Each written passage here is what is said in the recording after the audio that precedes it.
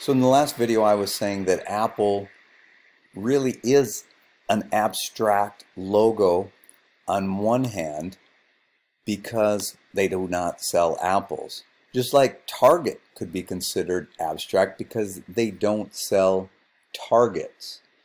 Now a company that in the logo either shows what they do or has their name in it and their name implies what they do, then obviously is not abstract.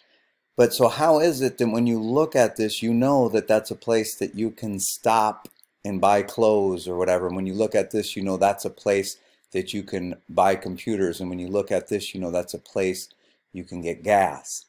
It comes down to one thing: money.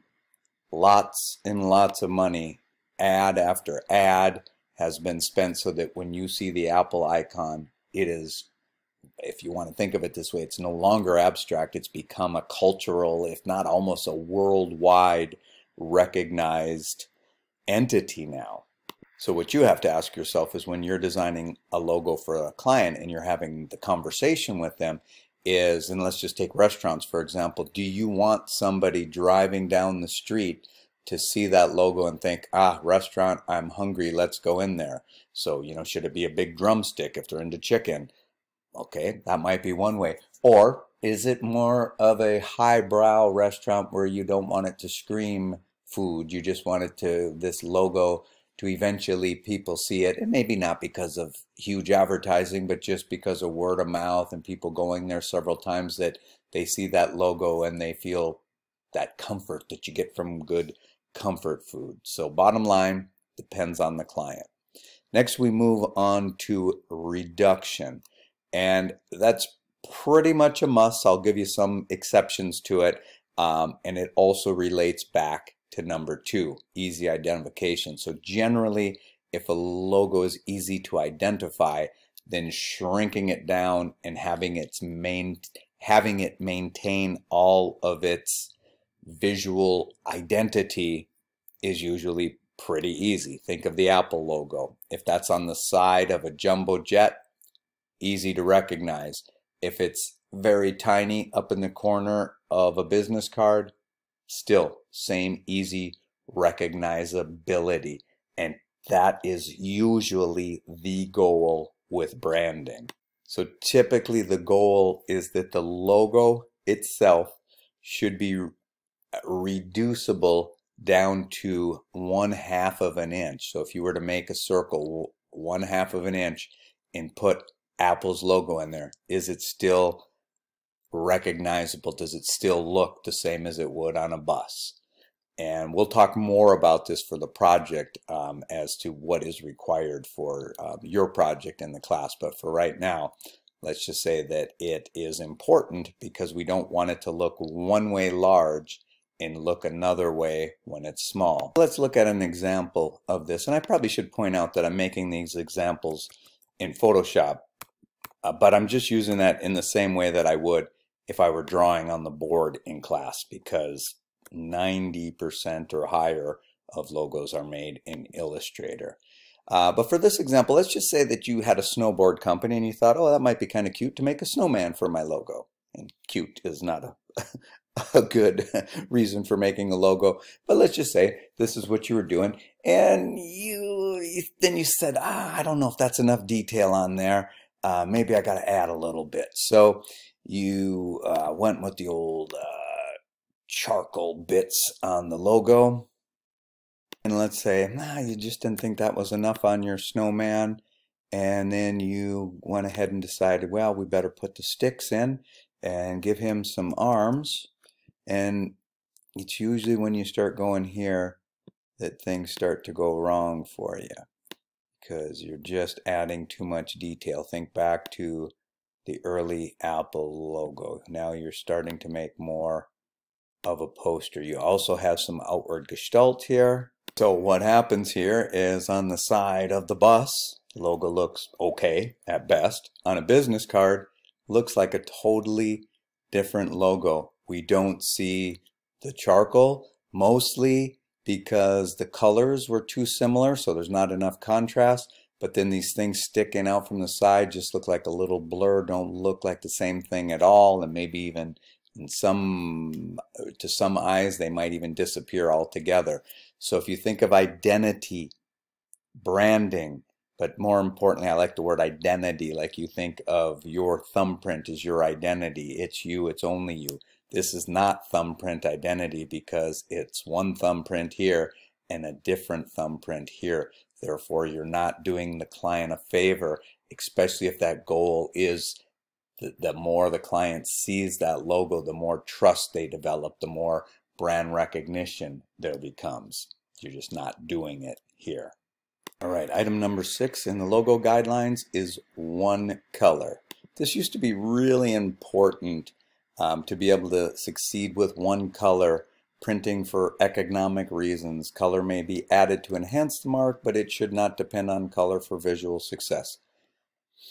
Now, today, it still may be a factor when considering printing, so you want to have that conversation with your friend. But one of the biggest reasons in the past that you really wanted a logo to work in one color, even if it had color, was, go ahead and pause and see if you can think of what the reason was. And as you're thinking of that, I'm just going to go into Photoshop here as my demonstration, but not logo maker, and just show you a logo and see if you can't guess what the reason would be when I do this. So the answer is there's a device that was used a lot years ago that if you would have faxed over, well, I just gave it away. If you use a fax machine and you faxed your logo over on a letterhead to someone, and this was your logo, it would come out like this. So for a company that was using a fax machine, this would have been a horrible logo choice. So what could you have done to make the logo hold up in one color? Probably just, change the design a little bit. This way, when it was faxed, or even today, printed for lesser money, it still looks the same other than the color. But something like this is just a total change, right? There's no recognizability here back to the original logo. So my suggestion would be, if you have a couple logos in your portfolio, make sure one or two of them could still work in one color, just because there's still going to be people looking at your portfolio thinking of hiring you that believe that one color is a must. Number 7, negative spaces. A thorough understanding of the figure ground phenomenon is essential in designing effective marks. So we talked a lot about that when we did the balance project. Try to get that foreground background reversal so that you're familiar with what it is and how to achieve it. Negative or white space should be carefully considered. These little white shapes, though through visual polarity reversal, can themselves become memorable images, stars, hearts, etc., which help lend the symbol additional meaning. Now there's a lot to be understood and learned from this. Let's just first talk about negative spaces and spatial intervals first. Everything in your logo should harmonize with the other parts of the logo. Just, same as when you design a poster, you shouldn't look at the different elements in the poster and say, oh, those don't look good together on the page. So same thing with the logo, and a great way to think about this is things that grow in nature, like flowers. Look at the repetition that happens in a flower on the leaves, and then even the leaves, and then when you go into the petals of the flowers, it happens there. And when you go in and you look at the seeds, it's happening again.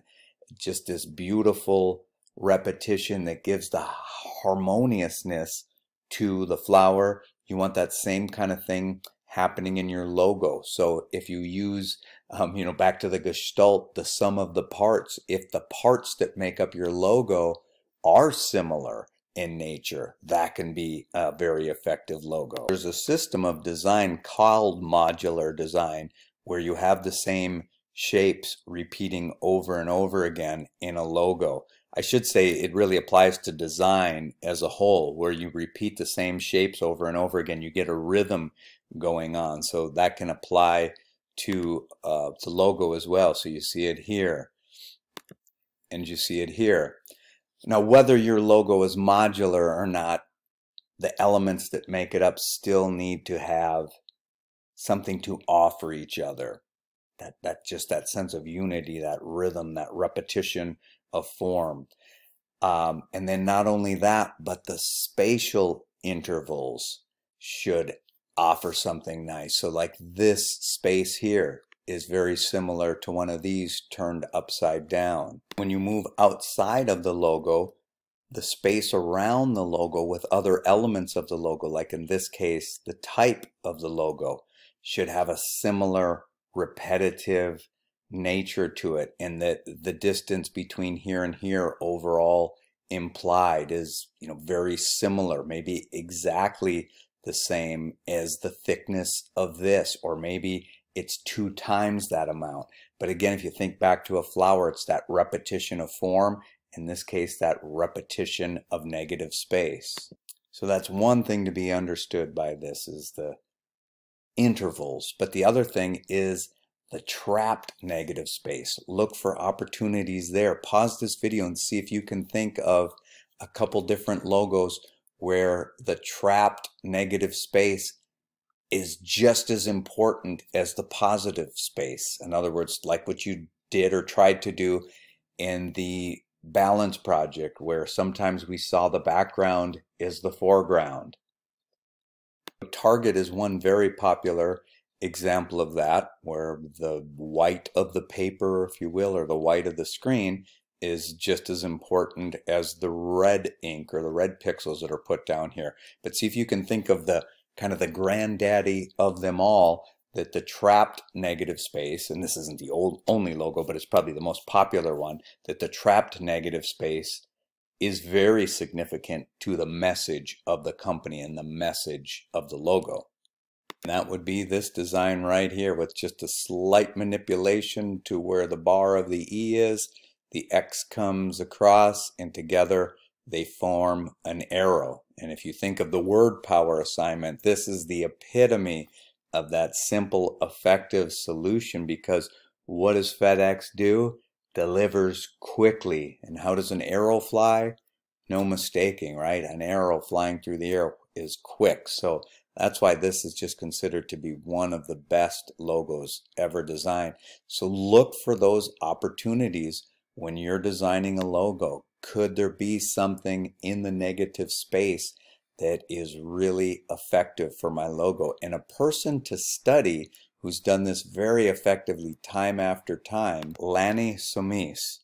This was a poster he did for Romeo and Juliet, and look how the negative space between the two of them kissing is the dagger through the heart. This was the one that he did for a rape prevention poster. I mean, look at just like how powerful of an image he makes with the negative space. Moving away from logos here with some of the stuff that Lanny Somis has done, and I'm not sure if this was by him, but it came up, and I have seen this one before. But look at the negative space of all the different animals in here, and this is a mix of both positive space giving the animals, but also the negative space. Just incredibly powerful design techniques. And it has that gestalt as well to it, where the whole is the tree, but the parts in this case are very important as well. Though ideas like this are too complex for a logo, some of the other stuff that we looked at with just a simple trapped negative space on a simple shape, certainly things like this could be worked into a logo just like the FedEx logo. So to recap, controlling the negative space in and around the logo is a must. Things shouldn't look like they're drifting away from the logo, like the text that goes along with it. But also look for the opportunities in the negative space, like Lanny Somis did, like the FedEx logo has. Okay, then we move to item number 8, which is symbol weight.